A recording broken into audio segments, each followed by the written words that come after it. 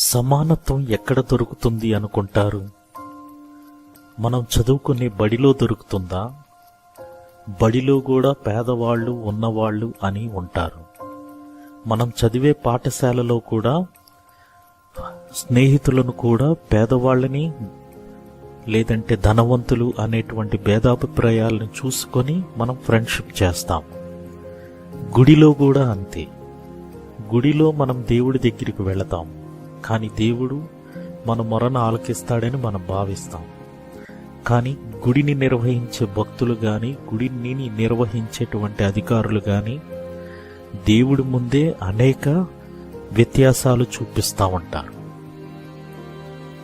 గుడిలోకి వెళ్ళగానే మనుషులంతా ఒక్కటే అని రాసి ఉంటుంది.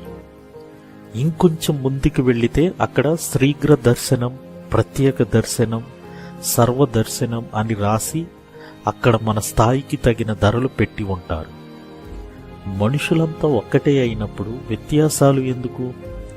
ఉన్నవాడు లేనివాడు పేదవాడు అని మీరే నిర్ణయిస్తున్నప్పుడు ఆ నీతి కథలు ఎందుకు? సమానత్వం గుడిలోనే లేనప్పుడు ఇంకా బడిలో, సమాజంలో ఎందుకు దొరుకుతుంది? కనుక మిత్రులారా, మనం ఒక్కటి గమనిద్దాం. ఈ ప్రపంచంలో మనం అందరము ఒకటి.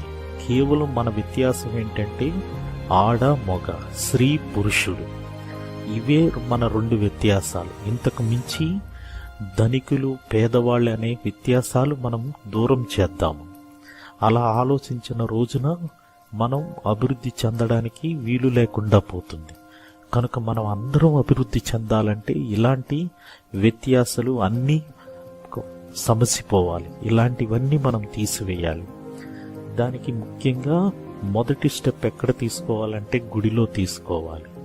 గుడిలో అందరినీ సమానంగా చూడడం మొదలైతే భగవంతుడి ముందు నుంచే మనం అభివృద్ధి చెందగలుగుతాము.